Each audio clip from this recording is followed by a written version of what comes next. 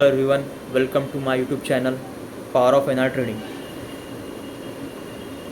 आज हम देखने जा रहे हैं indicator based strategy. Indicator based strategy NR indicator क्या स्ट्रेटेजी प्रोवाइड करता है, ये आपको मैं समझाने जा रहा हूँ। पहला हमें क्रॉसओवर बेस्ड स्ट्रेटेजी है, ये हमें एक जान लेना चाहिए कि हमें सिर्फ क्रॉसओवर बेस्ड स्ट्रेटेजी है ये। जब हमें जिस डायरेक्शन साइड में क्रॉसओवर मिलते जाएगा, हमें उस साइड में डायरेक्शन में ट्रेड लेने का है। अब ये दो लाइन का ये टू मूविंग एवरेज की जो लाइनिंग दिख रही है यहाँ पे, इसका क्या मीनिंग क्या है। ये ग्रीन लाइन ये ये दर्शाती है इसमें कि यहाँ पे बायर्स लोग ज़्यादा है कि कम है, और रेड लाइन ये दर्शाती है इसमें कि इसमें सेलर्स लोग ज़्यादा है या सेलर्स लोग कम है। अब ये कंपेयर टू इसमें जिस टाइम इसका क्रॉसओवर होता है, इसके क्रॉसओवर होते ही हमें यहाँ पे ट्रेड फाइंड आउट करना है उस डायरेक्शन में। पहला क्रॉसओवर हमें यहाँ पे कब मिला, हम ये देखेंगे। पहला क्रॉसओवर हमें यहाँ पे 9:30 की कैंडल पे हमें पहला क्रॉसओवर मिला है, तो हमने लाइन 30 की लो एंड हाई को, उसका टॉप को हाई एंड लो को मार्क कर लिए एंट्री और एग्जिट पॉइंट के लिए डिसाइड करने के लिए। अब यहाँ पे हम देख सकते हैं हमने इसका लो और हाई के पॉइंट को हमें मार्क करके एक स्टॉप लॉस एंड टारगेट एक शिफ्ट एक मेंटेन करके रखा हुआ है हमने, जिसमें हमें एक स्टॉप लॉस था हमारा 31 पॉइंट का स्टॉप लॉस था एंड 157 पॉइंट का टारगेट हमें एक अचीव करने मिला हुआ है। ये आप देख सकते हैं। इसमें सेकेंड टाइम हमें क्रॉसओवर कब मिला है, हमें यहाँ पे 9:51 की कैंडल पे हमें एक सेकंड टाइम में हमें यहाँ पे क्रॉसओवर हमें मिला, देखने को मिल रहा है। हमने इसी कैंडल का स्टॉप लॉस, हमने उसी कैंडल को मार्क किया, हाई एंड लो को मार्क किया है, उसका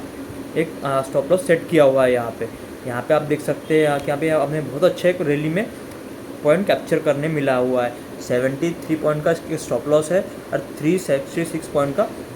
टारगेट है मिला हुआ है। प्रीमियम चार्ट में हम देखने जाएंगे यहाँ पे ऑप्शन चेन के हिसाब से, तो इन द मनी का जो प्रीमियम चार्ट का इसका डेल्टा 0.5 रहता है, तो उसके हिसाब से इसका जो स्टॉप लॉस होगा तो 35 पॉइंट का एक स्टॉप लॉस रहेगा हमारा, एंड टारगेट जो हमारा रहेगा 150 to 180 पॉइंट समथिंग का टारगेट हमें यहाँ पे अचीव देखते मिल रहा है। अब थर्ड टाइम में यहाँ पे भी हमें क्रॉसओवर डाउन साइड के लिए देखने मिला था, बट हम यहाँ पे इसलिए यहाँ पे एंट्री इसलिए नहीं बनाए क्योंकि हमारी जो दो मूविंग एवरेज की जो लाइनिंग थी, जो चार्ट में थी, वो क्रॉसओवर वहाँ पे क्रॉसओवर फाइंड आउट नहीं दिखाया था, वहाँ उसके ऊपर मार्केट सस्टेन कर रहा था, एक दिखा रहा था एक मार्केट। और मार्केट का एक रूल क्या बोलता है, जो एक मूविंग एवरेज की लाइन पे अगर मार्केट अगर सस्टेन करता है तो वो उस डायरेक्शन को ट्रेंड को ट्रेंड फॉलो कर सकता है। एक प्राइस एक्शन, नॉर्मल सा प्राइस एक्शन दिखा के मार्केट यहाँ से जंप साइड जा रहा था, इसलिए हमने यहाँ पे एक नॉर्मल से स्कैल्प करके यहाँ पे भी एक नॉर्मल से प्रॉफिट जनरेट किया हुआ है। थर्ड टाइम यहाँ पे हम देख सकते हैं, थर्ड टाइम ने हमें यहाँ पे एक नॉर्मल से क्रॉसओवर यहाँ पे डाउन साइड के लिए मिल चुका था। यहाँ पे हमें क्रॉसओवर बहुत जल्दी मिल चुका था, 10:36 को ही हमें क्रॉसओवर यहाँ पे देखने को मिला था पुट साइड के लिए। पुट साइड के लिए हमने जो कैंडल पे हमें यहाँ पे लगा से नॉर्मल सा जब लगा मार्केट जब रेंज के बाहर निकल सकता है, यहाँ पे 2-3-4 डोजी फाइंड आउट हो गई थी, तो यहाँ पे एक मार्केट कंडीशन क्या बन चुकी थी कि यहाँ पे एक मार्केट एक रेंज बाउंड कंडीशन बन चुकी थी, मार्केट रेंज में फंस चुका है। तो जब यहाँ पे एक मोटी सी कैंडल जिस डायरेक्शन में बनती है, हम उस डायरेक्शन में यहाँ पे ट्रेड फाइंड आउट कर सकते थे। अब यहाँ पे हमें हमारे इंडिकेटर क्या इंडिकेट कर रहा था कि सेलर्स लोग ज़्यादा है बायर्स लोग के कंपेयर में, तो हमें एक पुट साइड में यहाँ पे कंडीशन एक मिल सकती थी।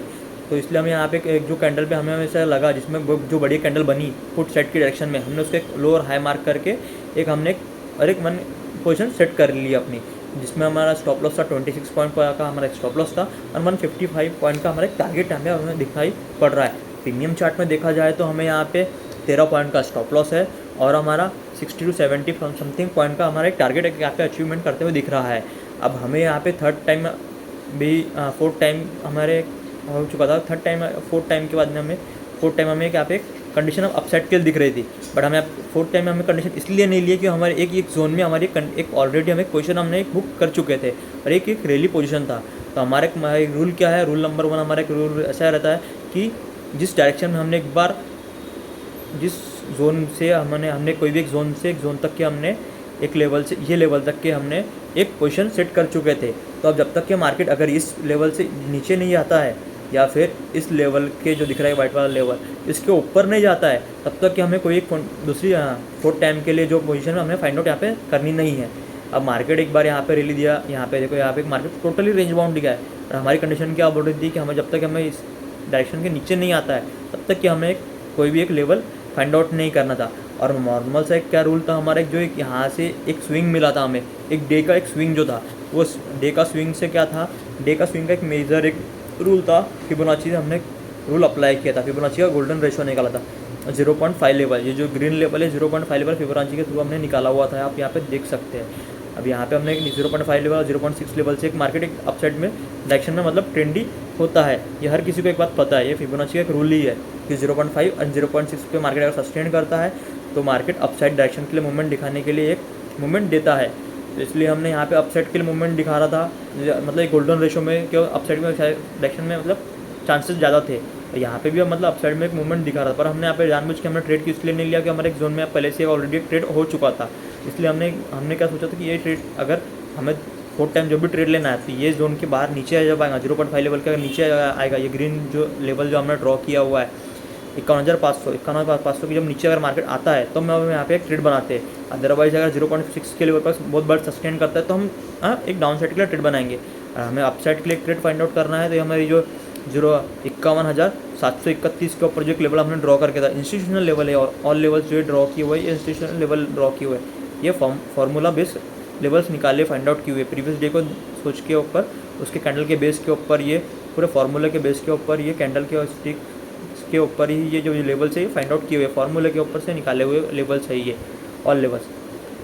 अब हमें एक जोन के बाहर मार्केट आ ही नहीं रहा था, तो इसलिए हमने यहाँ पे एक मार्केट रेंज बाउंड था तो हमने इसमें मार्केट को छोड़ दिया। अब हमने सोचा 0.5 लेवल के अगर नीचे आता है मार्केट तो भी हम यहाँ पे एक पोजीशन ट्राई करेंगे, अदरवाइज हम यहाँ पे ट्राई करेंगे नहीं पुट सेट के लिए। हमें कितने बार भी हमारा इंडिकेटर यहाँ पे इंडिकेशन दे, क्योंकि मार्केट एक जोन में फंस हुआ था, रेंज बाउंड मार्केट हो चुका था।